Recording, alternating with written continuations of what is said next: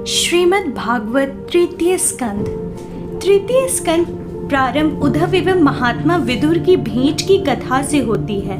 द्वितीय स्कंद के अंत में शौनका जी ने सूत जी से पूछा था कि हमें महात्मा विदुर की चरित्र सुनाइए और महात्मा विदुर को मैत्रेय जी ने क्या उपदेश दिया यह बताइए। ठीक ऐसा ही प्रश्न राजा परीक्षित ने सुखदेव जी से पूछा, जिसका उत्तर वो दे रहे हैं। महात्मा विदुर का हस्तिनापुर से जाना। परीक्षित सुनो, यह उन दिनों की बात है जब कौरवों ने पांडवों को मारने के लिए अनेक छल प्रपंच रचे। लक्षागृह में भेजकर आग लगवा दी गई। द्रौपदी को भरी सभा में निर्वस्त्र करने का दुस्साहस किया गया। धूत क्रीड़ा में छल पूर्वक हराकर 12 वर्षों के वनवास एवं 1 वर्ष के अज्ञातवास का दंड दिया गया। जब वनवास की अवधि पूर्ण कर पांडव हस्तिनापुर लौटे और उन्होंने अपना न्यायोचित हिस्सा मांगा तो दुर्योधन ने देने से इनकार कर दिया। बहुत कोशिश की गई कि किसी तरह दुर्योधन मान जाए और युद्ध की नौबत नहीं आए, किंतु दुर्योधन अपनी जिद पर अड़ा रहा। अंतिम प्रयास में भगवान श्री कृष्ण स्वयं पांडव दूत के रूप में कौरवों की सभा में गए और पांडवों की गुजर बसर हेतु केवल 5 गांव मांगे, किंतु दुर्योधन ने कहा कि बिना युद्ध के तो मैं सुई की नोक पर आ सकने वाली जितनी भूमि भी नहीं दूंगा। उन्होंने भगवान श्री कृष्ण को अपमानित भी किया। भगवान सभा से वापस चले आए। फिर धृतराष्ट्र ने सलाह के लिए विदुर को बुलाया।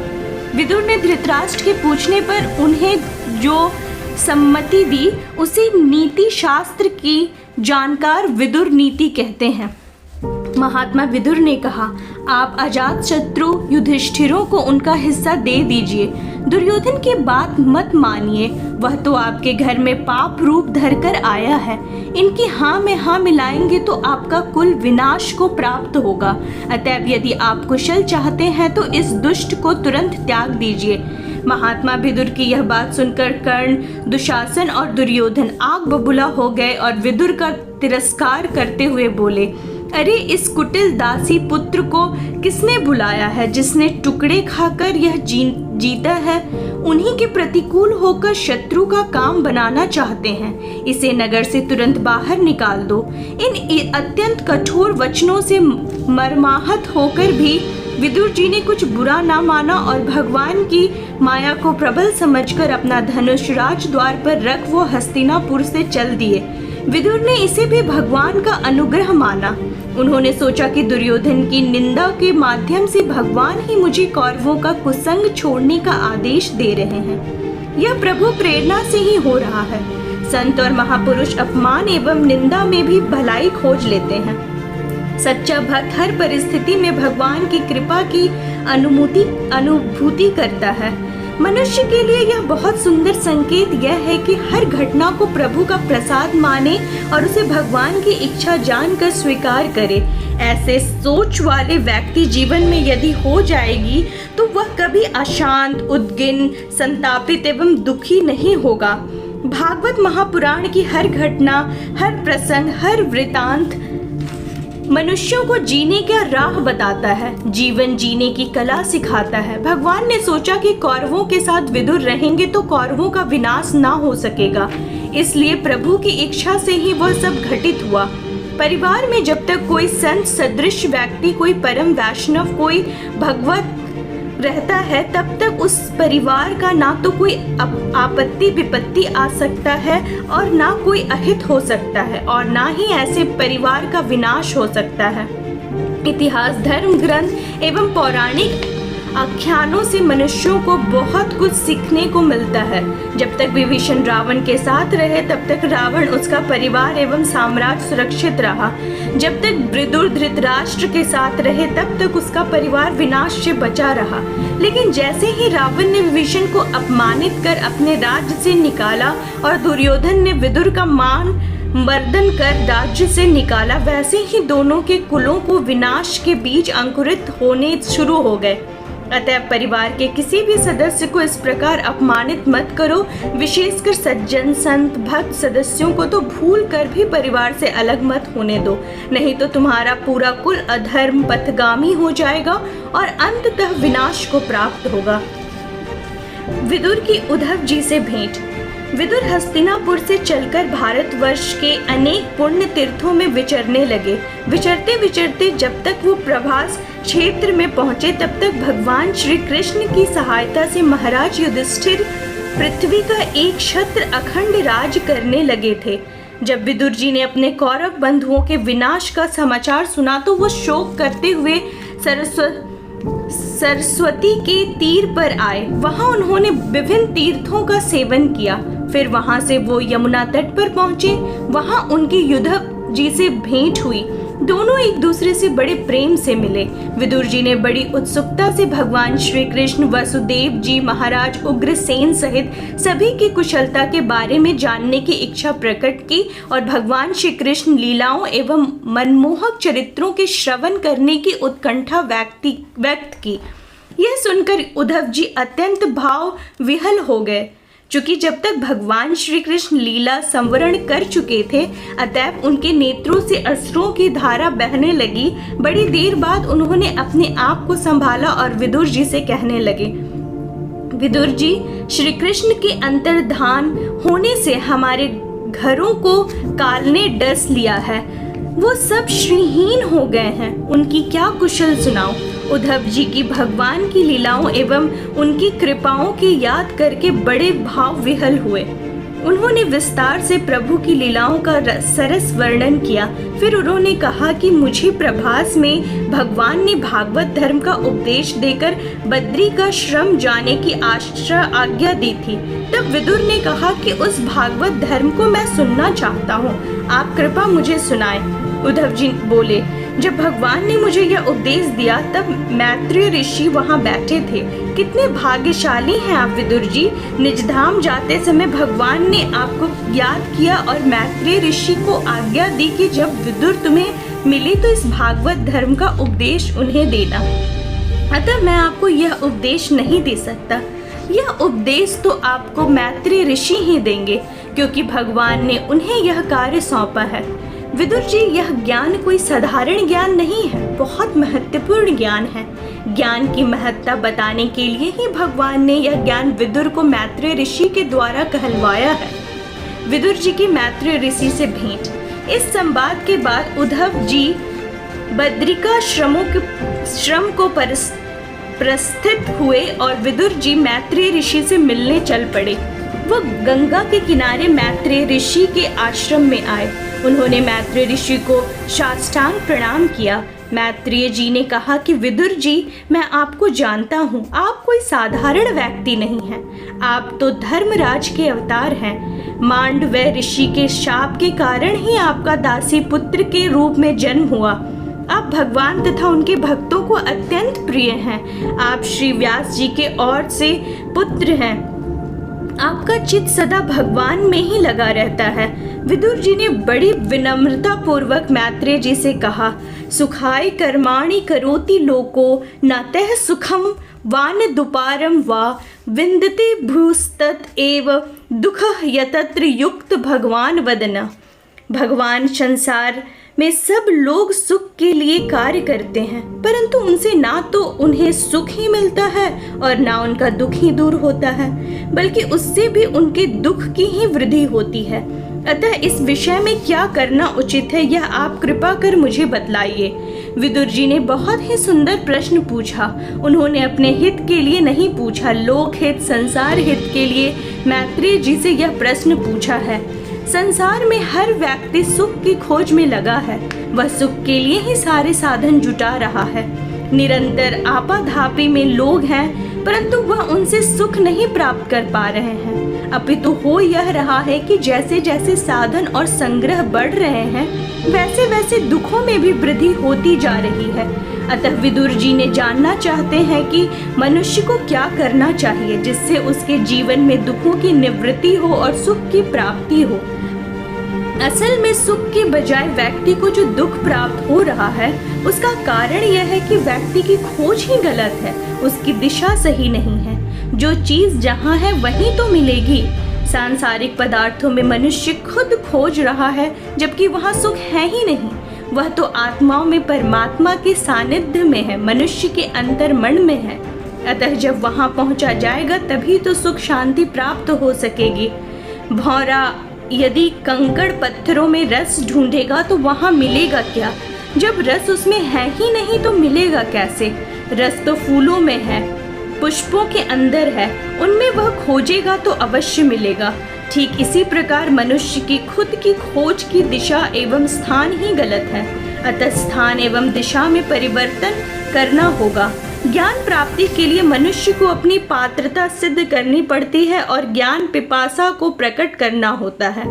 उपयुक्त प्रश्न पूछकर विदुर जी ने इन दोनों ही मानदंडों पर खरे उतरे। अतः अब मैत्रेय जी विदुर जी व भागवत धर्म बता रहे हैं जो भगवान श्री कृष्ण स्वधाम मगन में पूर्व उन्हें बताने को कह गए थे। उसी धर्म उसी महाज्ञान की चर्चा मैत्रेय जी ने करने जा रहे हैं। विदुर जी के इस प्रश्न के उत्तर में ही संपूर्ण भागवत ज्ञान समाया हुआ है। सृष्टि क्रम वर्णन। मैत्रेय जी कहते हैं कि जगत जीव एवं जगदीश्वर का सच्चा ज्ञान होने पर मनुष्य की सोच में परिवर्तन आएगा और वह सुख शांति की सही दिशा में अग्रसर हो सकेगा। भागवत ऐसे ही ज्ञान की त्रिवेणी है। उसमें अवगाहन करने से मनुष्य के त्रितापों का शमन होता है और वह परमानंद की अनुभूति करता है। इसी भागवत धर्म का वर्णन करना मैत्रेय जी प्रारंभ करते हैं। मैत्रेय जी कहते हैं कि सृष्टि रचना के पूर्व केवल परमात्मा ही थे, ना तो कोई दृष्टा था और ना ही कोई दृश्य। दृष्टा और दृश्य को प्रकट करने वाली शक्ति भगवान की माया है।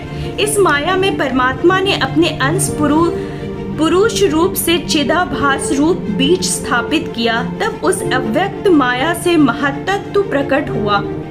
महत्तत्व से अहंकार की उत्पत्ति हुई। अहंकार से मन और ज्ञानेंद्रियों एवं कर्मनेंद्रियां उत्पन्न हुई। इन सबके समन्वय से भी जब जीवन की रचना संभव नहीं हुई तब महत्तत्व अहंकार, पंचभूत, पंचतंत्र, मात्रा और मन सहित 11 इंद्रियां, इन 23 तत्वों के समुदाय में भगवान स्वयं प्रविष्ट हो गए।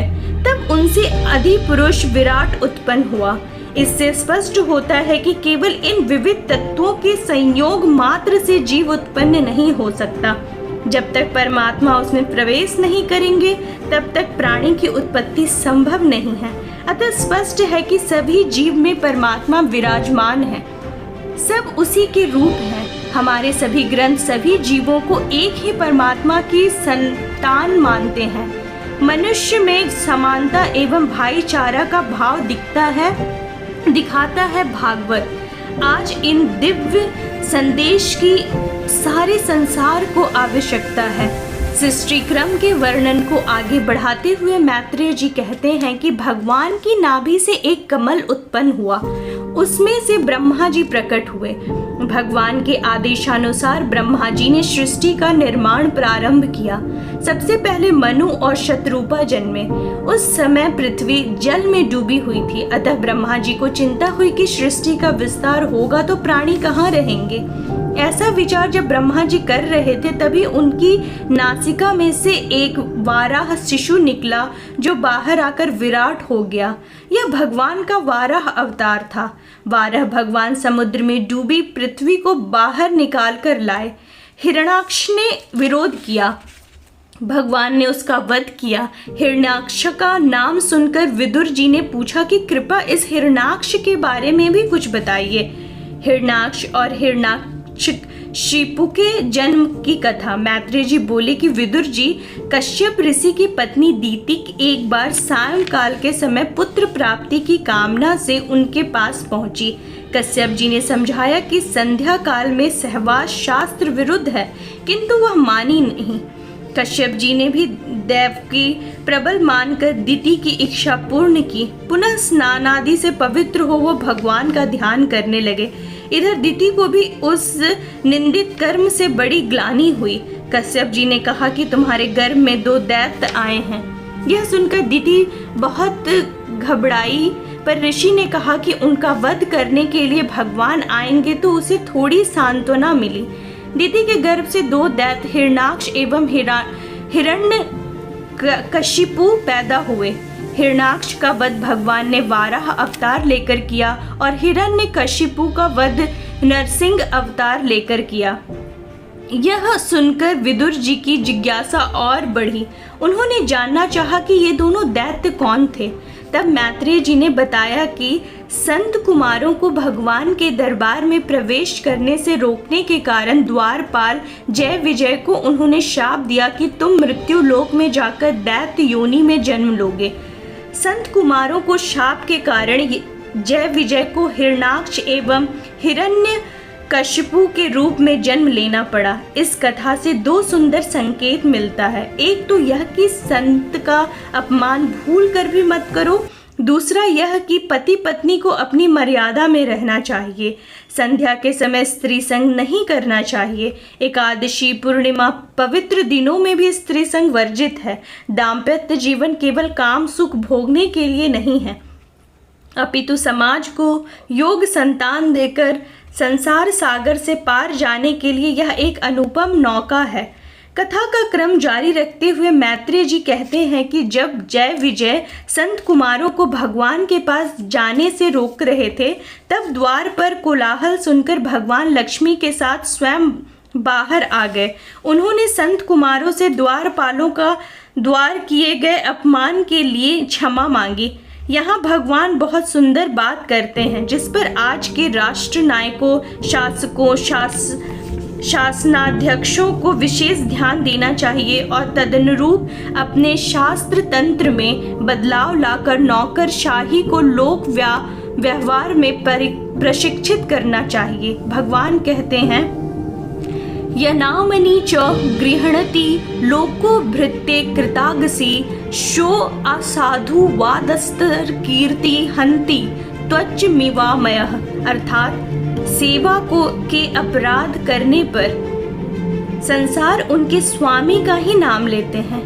वह अपयश उनकी कीर्ति को इस प्रकार दूषित कर देता है जैसे त्वचा को चर्म रोग। अतः यह बहुत आवश्यक है कि सेवक, सहायक, सचिव को बहुत ही विनम्र, शालीन एवं मृदुभाषी होना चाहिए। सेवक के व्यवहार से उसके स्वामी के व्यक्तित्व, सोच, विचार, व्यवहार, दर्शन, नीति का पता चलता है। संक्षेप में कहा जाए तो सेवक, सहायक, सचिव का व्यवहार स्वामी के चरित्र चिंतन पर व्यवहार का प्रतिबिंब है।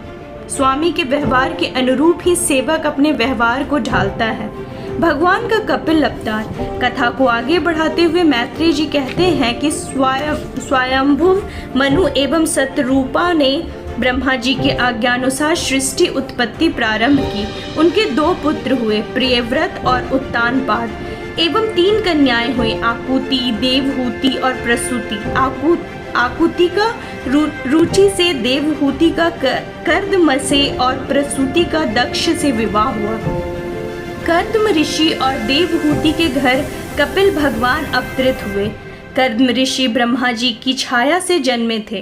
ब्रह्मा जी ने उन्हें आज्ञा दी कि तुम संतान उत्पन्न करो, तो उन्होंने 10,000 वर्षों तक सरस्वती नदी के तीर पर तपस्या की। उच्च कोटि के सृजन, उत्कृष्ट संतान के लिए कठोर तपस्या करनी पड़ती है। बिना तप के श्रेष्ठ सृजन संभव नहीं है। कठोर तपस्या से प्रसन्न होकर कर्म को भगवान ने दर्शन दिए। भगवान बोले, कर्दम, तुमने बड़े आत्म संयम से मेरी आराधना की है। तुम्हारे हृदय के उस भाव को जानकर मैंने पहले से ही उसकी व्यवस्था कर दी है। फिर भगवान ने कहा, ना वे जाए तुम मृषैव स्यात् प्रजाध्यक्ष मर्दहरणम भवदी श्वतीर्थराम मयम संगृभीतात्मनाम। प्रजापते, मेरी आराधना तो कभी भी निष्फल नहीं होती। फिर उस जिसका चित्त निरंतर एकांत रूप से मुझ में ही लगा रहता है, उन तुम जैसे महात्माओं के द्वारा की हुई उपासना का तो और भी अधिक फल होता है। भगवान के इस दिव्य संदेश को हमें समझना चाहिए कि हर कार्य के प्रारंभ करने के पूर्व परमात्मा की आराधना करनी चाहिए और श्रेष्ठ कर्म संपन्न होने हेतु उनसे आशीर्वाद मांगना चाहिए। इससे प्रभु बहुत प्रसन्न होते हैं और हमें उस कार्य को संपन्न करने हेतु अद्भुत शक्ति प्रदान करते हैं। बहुत बड़ी शक्ति है आराधना और प्रार्थना में। इसकी महत्ता को हर धर्म ने स्वीकारा है। फिर भगवान बोले, कर्दम, स्वयंभू मनु महारानी सतरूपा के साथ तुमसे मिलने के लिए परसों यहाँ आएंगे। वो अपनी सुंदर, सुशील और गुणों से संपन्न कन्या तुम्हें अर्पण करेंगे। तुम्हारा चित्त जैसे भार्या चाह रहा है, वह राजकन्या वैसी ही पत्नी होकर तुम्हारी यथेष्ट सेवा करेगी। तुम्हारा तेज धारण कर वह 9 कन्याएं उत्पन्न करेगी और मैं भी तुम्हारी पत्नी देवहूति के गर्भ से अवतीर्ण होकर शांख शास्त्र की रचना करूंगा। विदुर जी ने यह कहकर भगवान अपने लोक को चले गए। महर्षि कर्दम भगवान के बताए हुए समय की प्रतीक्षा करते हुए सरस्वती के किनारे अपने आश्रम में ही ठहर रहे। इधर मनु महाराज अपनी पत्नी शतरूपा के साथ कन्या देवहूति को लेकर उनके आश्रम पर पहुंचे। सरस्वती के जल से भरा यह सरोवर बिंदु सरोवर कहलाता है। यह वह स्थान है जहां कर्दम के प्रति उत्पन्न हुई करुणा के वशीभूत हुए भगवान के नेत्रों से प्रेमाश्रुओं की बूंदें गिरी थी। वह बहुत पवित्र एवं प्रसिद्ध तीर्थ है। कर्दम ने मनु, शतरूपा एवं देवहूति को समुचित आसन दिए एवं मधुर वाणी से उनका स्वागत किया। मनु महाराज बोले, ऋषिवर, यह मेरी कन्या है। जब से नारद जी के मुंह से आपके शील, विद्या रूप, आयु और गुणों का वर्णन इससे सुना है, तभी से यह आपको अपना पति बनाने का निश्चय कर चुकी है।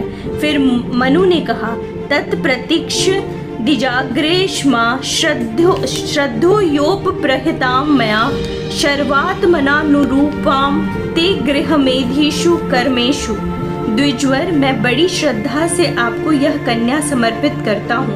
आप इसे स्वीकार कीजिए। यह गृहस्थोचित कार्यों के लिए सब प्रकार से आपके योग है।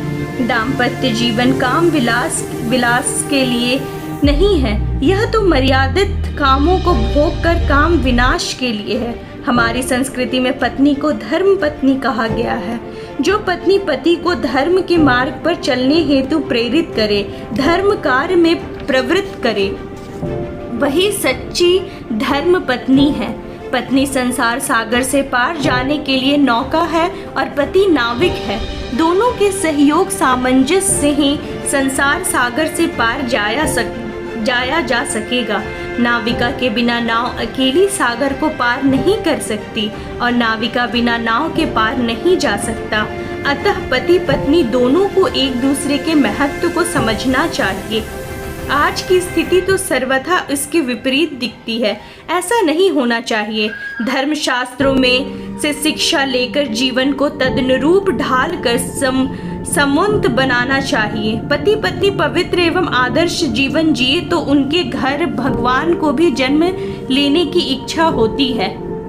माता पिता के चले जाने के बाद पति के अभिप्राय को समझ देवहूति कर्म जी के प्रेम पूर्वक सेवा करने लगी। निरंतर सेवा में रत रहने एवं व्रत उपवास करने से देवहूति कृशकाया हो गई। 12 वर्षों तक दोनों ने ब्रह्मचर्य का पालन किया। एक दिन कर्दम ने देखा देवहूति बहुत दुर्बल हो गई है। उसे दाम्पत्य सुख अभी तक नहीं मिला है।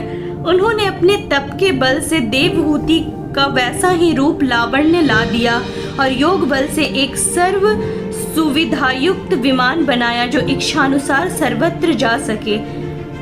यह जल थल नभ में विचरण करने में सक्षम था। इसमें कई खंड थे। हर खंड में अनेक सुसज्जित सर्व सुविधा युक्त कक्ष थे। दीवारों पर अद्भुत शिल्प रचना एवं चित्रकारी थी। विमान में क्रीड़ा स्थली, सरोवर, शयन गृह, अतिथि कक्ष, आंगन, चौक आदि थे। इस अद्भुत विमान पर निवास कर कर्दम ने अपनी प्रिय पत्नी देवहूति के साथ 100 वर्ष तक विहार किया।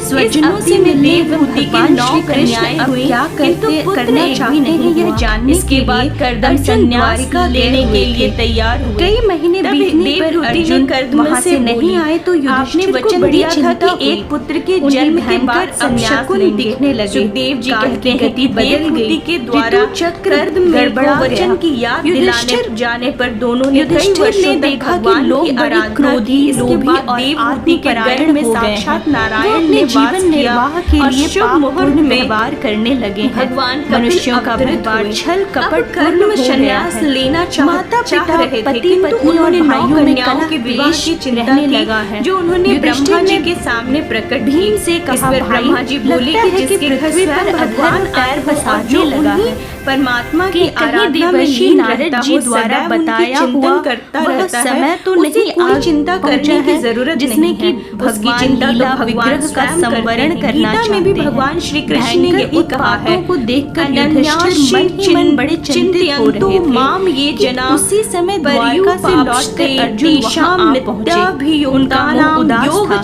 शरीर कांतिहीन हो रहा था तथा जो अनन्य प्रेम रहे थे। भक्त जन मुझे परमेश्वर के चरणों में चिंतन करते हुए निष्काम भाव से देखकर युधिष्ठिर घबरा गए और मेरा चिंतन करने वाले पुरुष के योग क्षेम की व्यवस्था में स्वयं करता हूँ। हमारे सभी ब्रह्मा जी नौ ऋषियों को साथ लाए। युधिष्ठिर ने ऐसे अनेक प्रश्न कन्या ब्रह्मा जी ने दी। अर्जुन ने कहा क्या बताऊं, मुझे तो श्री कृष्ण ने अरुण दिया, उन्होंने ब्रह्मा जी बोले दिया मैं तो लुट गया। आज्ञा का पालन जिन प्रभु के आश्रय से द्रौपदी सहयोग किया है में मैंने मेरे श्रेष्ठ पुत्र किया था और द्रौपदी का पालन करना ही पुत्र का परम कर्तव्य से हमें बचाया। जिन्होंने मेरा सारणी बनकर हमें युद्ध में विजय दिलाई, जिनके बल से मैं सशरीर स्वर्ग जाकर दिव्य अस्त्र लाया और मैं कहाँ तक उनकी कृपा के उपकार गिनाऊं, जिनकी कृपा से आज तक जीवन में मैं कभी पराजित नहीं हुआ। सबसे बड़ी सेवा यही करनी चाहिए कि ना रहने से मैं पूरी तरह निर्बल और सहाय आदेश को स्वीकार करें। आज के युवाओं को इस आज द्वारका से मैं लौट रहा था तो लोगों ने मुझे आदर पूर्वक पालन करना चाहिए। गांडीव धनुष है का पालन करने से पुत्र को जीवन में सुख चैन शांति समृद्धि यश कीर्ति मैं सभी कुछ मिलता है। जिसके सामने बड़े बड़े राजा सिर झुकाया करते थे, आज्ञा का पालन करने वाले पुत्र बिना एक ही क्षण में उसी प्रकार सारहीन हो गए जैसे भस्म में डाली हुई आपूति कपट भरी सेवा और उस पर से मैं बोया हुआ बीज व्यर्थ हो जाता है। महाराज मुझे लगता है कि मुझ में जो शक्ति थी वह मेरी नहीं थी, वह शक्ति द्वारिकाधीश की थी और उनके जाने से वह शक्ति चली गई।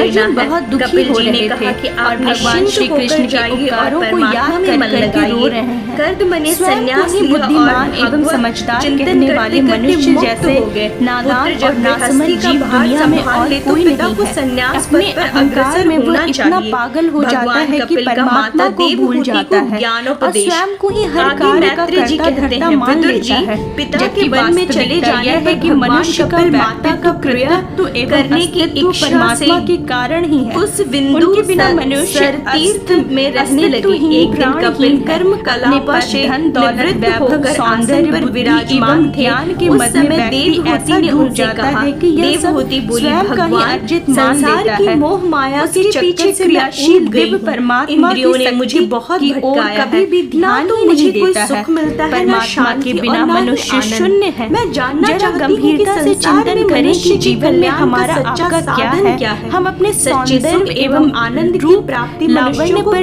इखलाते हैं, पर किसी भी दिन प्रातः जगने पर हमारा यह सुंदर शरीर रोगग्रस्त पाया जा सकता है। किसी अग्नि दुर्घटना में चेहरा झुलस कर बदसूरत हो सकता है। हम अपनी बुद्धि और ज्ञान का घमंड करते हैं, पर एक सुबह पाते हैं कि सब कुछ विस्मृत हो गया है, स्मृति लुप्त हो गई है। यहाँ तक कि अब कल्याण अपने ही परिजनों को नहीं पहचान पा रहे हैं। धन दौलत का घमंड करने वाला पाता है कि देखते देखते पल भर में बाढ़ भूकंप या अग्नि में सब स्वाहा हो गया। धन दौलत परिजन सब माता कवलित हो गया, काल के गाल में समा गया। वह तो चैतन्य आत्माओं में मंत्री या अफसर के रूप में सोता है, पर सवेरे उसको पदार्थों में चला जाता है। ऐसा अनेक उदाहरण संसार में है और नित्य प्रति ऐसी घटनाएं में आनंद के सामने घटित हो रही है। से प्राणों के निकल जाने के बाद भी आनंद वहाँ रहता। धन वैभव शरीर रूप सौंदर्य पद प्रतिष्ठा के बाद ही दुर्गंध देने कृपा से मिलती है। स्पष्ट है कि शरीर में जो आनंद की अनुभूति होती है हमारे पास आत्मा के कारण आप है, जो अहंकार के मन में चूर आत्मा ही है। इन उपलब्धियों में परमात्मा का निवास है। आत्मा परमात्मा का जान लेना घटना हमें सावधान करती है कि सब कुछ परमात्मा की देन मानो। द्वादश उसी से के मुक्त हो अनुग्रह से सकता हम है। हैं, भगवान उसी की कपिल कृपा कहते से हैं, हमारा माता, सब है। जीवन के अतः बंधन उसे कभी कभी न मोक्ष भूलो। का कारण भागवत नहीं। कितना सुंदर विश्व में सार्थक संदेश आसक्त होने अहंकारी पर मनुष्यों को बंधन दे का रहा है। कारण बनता जिस है। क्षण और मनुष्य अपनी परमात्मा कृपा में का अनुरक्त बरदास्त होने पर हमारे वह सिर मोक्ष पर से प्रदायक हटा हो जाता लेंगे। है। उसी क्षण हम शून्य हो जाएंगे। मनुष्य की सारी शक्ति परमात्मा की ही शक्ति है। समस्त शक्ति परमात्मा की है।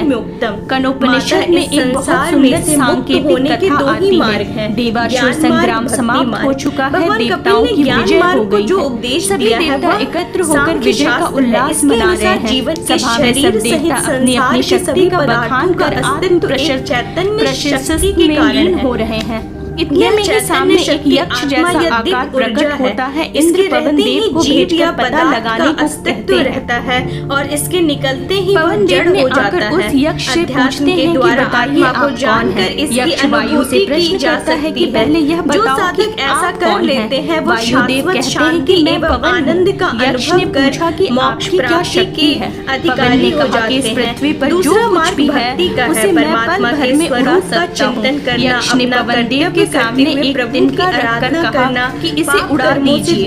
पवन देव ने अपनी पूरी शक्ति कल्याण लगाई रहना, परमात्मा का स्मरण, वंदन, चिंतन, मनन करते रहना।